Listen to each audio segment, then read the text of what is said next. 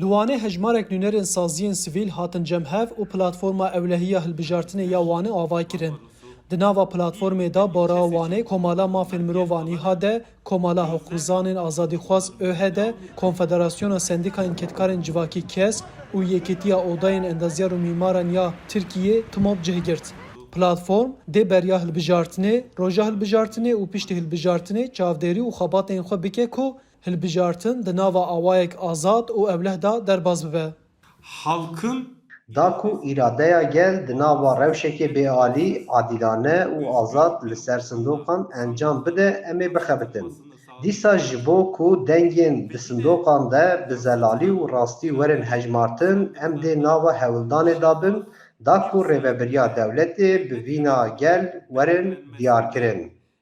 Li gor maddeya siyaniya saziya bilind a hilbijartinê ya Tirkiye YSK'yê navê karmendên dewletê yên bajêr ji aliyê waltiyê ve pêşkêşî rêveberiya bajêr yên YSK'yê tê kirin û di nava wan da bo lijneya ser sindoqan û roja hilbijartinê ew peyvîrdar dibin.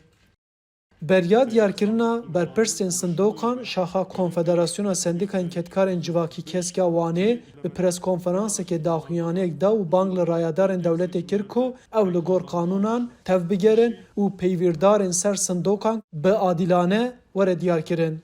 Ev çend hilbijartine ev listê ku ser walîtiyê ser saziyên dewletê ku têne rêkirinê ji bo qurula hilbijartinê navên memûrên dewletê hemû rê nakin. Endamê me jî zêdetir nav van lîsta derdixin, lîsta wisa rê dikine qurulê, qurul jî ser van nava qura dikeşe û hem serokê sandoqa hem jî peyvîrdarê sandoqa kevş dike.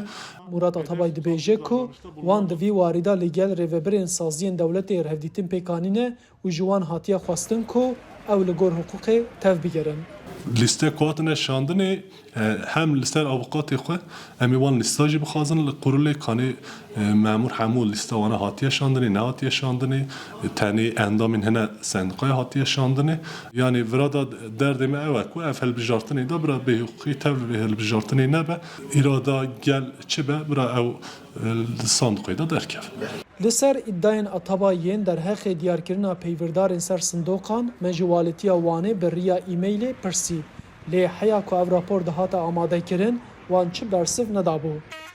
Arif Aslan, Dengê Amerîka.